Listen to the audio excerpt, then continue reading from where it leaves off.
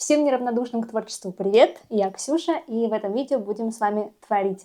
Обычно у меня выходят ролики про вязание, но я хочу пробовать различные интересные хобби, какие-то творческие вещички. Особенно я задумалась над этим вопросом после того, как у меня в моем шкафу творческом стало очень много различных странных порой даже вещей, которые вроде бы и использовать больше некуда, но и выбрасывать жалко. В этом ролике будем с вами делать цветы, особенно те цветы, которые простоят очень-очень долго. И нам понадобится всего лишь атласная лента и шпажки.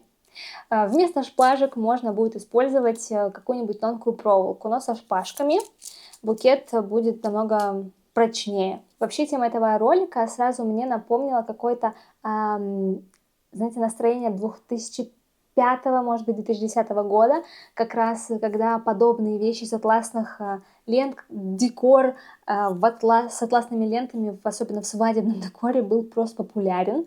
Особенно помните все вот эти вот бутылки, которые, да, для жениха и невесты были оформлены такими атласными лентами. И я еще сразу вспомнила момент, когда я на свадьбе у своей подруги поймала букет невесты, как раз его делали специально таким долговечным, долгоиграющим, и я помню, что там он был не из живых цветов, а как раз что-то тоже такое атласное, из атласных лент, декор тоже там, весь букет, все вот это вот было атласное. В общем, почему-то я сразу вспомнила это. В ТикТоке, в Инстаграме и вообще в других социальных сетях это достаточно популярная вещь, и почему бы и нет? Почему бы и мне не попробовать? Если вам нравятся такие тематики подобные, подписывайтесь на канал, пишите в комментариях, что бы вы еще хотели, может быть, попробовать или посмотреть, может быть, что мне еще можно сделать, из какого хлама, или, может быть, что-то вы делали подобное, будет интересно повторить. У меня атласная лента разной ширины.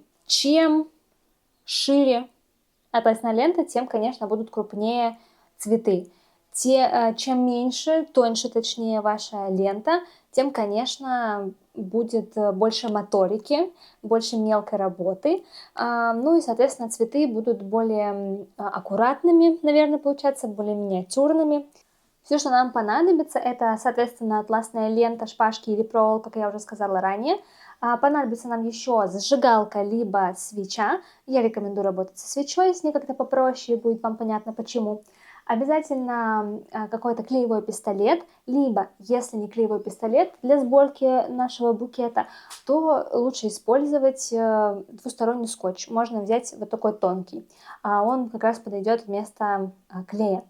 И еще я настоятельно рекомендую какую-то взять шпажку, потому что мы будем работать с огнем, с клеевым пистолетом, и это достаточно такая опасная, травмоопасная вещь, если не следить за техникой безопасности.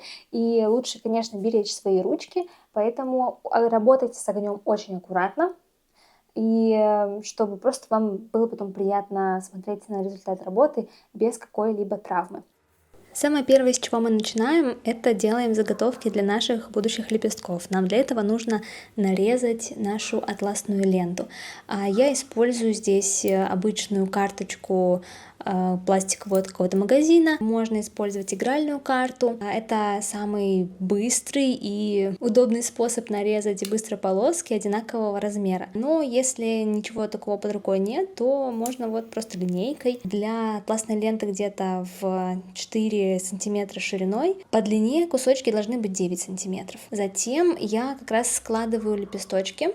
Нужно просто сначала уголки завернуть 2 раза в серединку, и затем я подпаливаю уголочки как раз-таки огнем и, скажем так, приклеиваю к атласной ленте в серединке. Здесь нужно быть очень аккуратными, потому что, во-первых, работа с огнем, во-вторых, достаточно близко с огнем работаем, и еще от того, что атласная лента у вас подпаливается, то, конечно же, надо быть аккуратным, потому что может быть горячевато. Что я уже нарезала, сделала заготовки для своих букетиков. Смотрите, да, вот они. Вот такими они милыми получаются. Вообще сразу хочется показать разницу между тонкой атласной лентой, да, в 2,5 сантиметра и вот это вот 4. Сразу видно, какой размер. И, конечно, с широкой атласной лентой работать, конечно, поприятнее, попроще и, наверное, даже побыстрее. На цветок, как я посмотрела в различных роликах, на цветок нужно минимум 12 лепестков. То есть можно делать, конечно, больше, тогда цветок будет пышнее.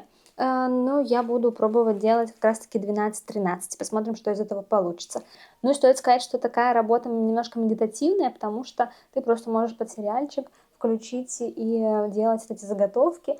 И это делается в целом несложно, но единственное, конечно, опять же, да, помним про правила безопасности, чтобы не обжечь, потому что довольно-таки горячо бывает иногда, даже если работать с чем-то, с какой-то палочкой, как я, бывает горячевато дотрагиваться до тлеющей атласной ленты. Все-таки это не очень приятно иногда, поэтому я даже на какой-то напальчник думаю, может быть, придумать, чтобы у меня не контактировало с лентой. Уже для сборки нам нужен здесь клей-пистолет, либо скотч, как я говорила, и для начала нужно собрать полностью цепочку из наших там 12, 13, может быть 15 лепестков по отдельности. Тоже здесь очень, пожалуйста, аккуратно с клеевым пистолетом, он горячий, и поверьте, вам такой ожог не нужен.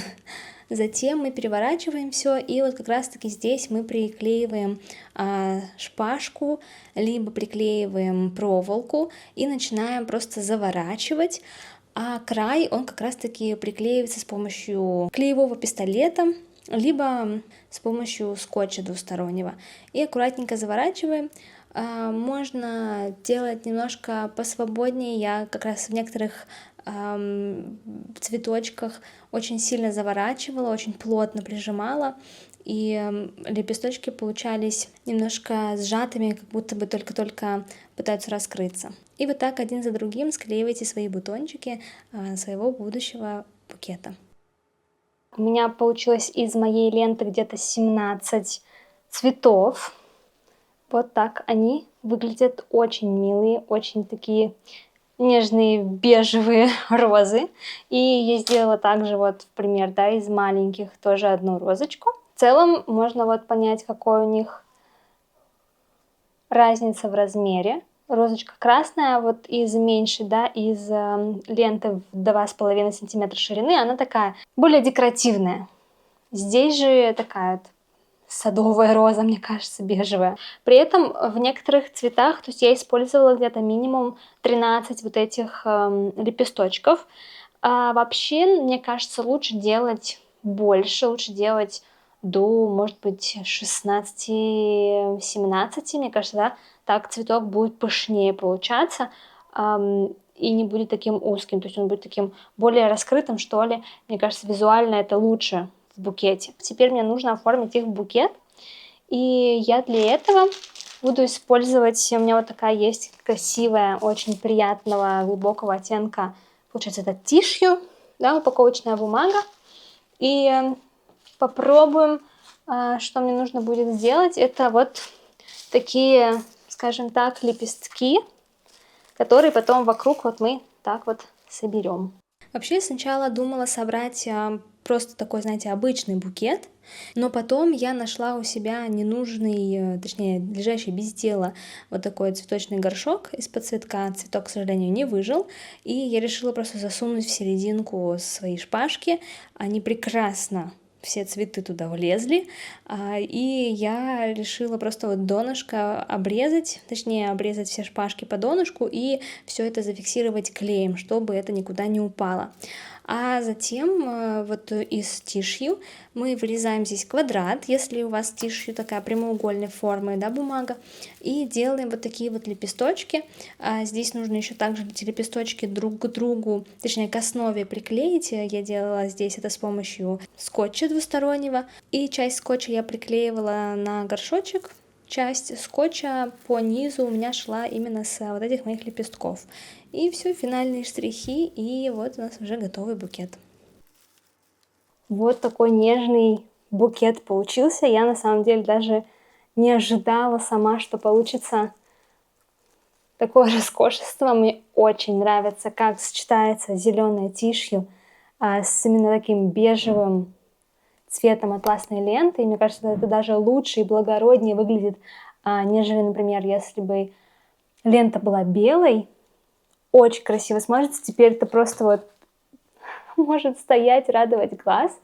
И я не ожидала получить такой результат. Мне казалось, что будет слишком просто или слишком, знаете, слишком как-то фейково, слишком нереалистично, но на самом деле выглядит очень-очень даже достойно. Если вам понравилась тема этого ролика, пишите в комментариях. Мне интересно будет почитать, что для вас вот такой вот букет. Это пережиток прошлого, пылесборник, или же все-таки интересный элемент декора, и может быть через время это снова станет трендом, кто знает.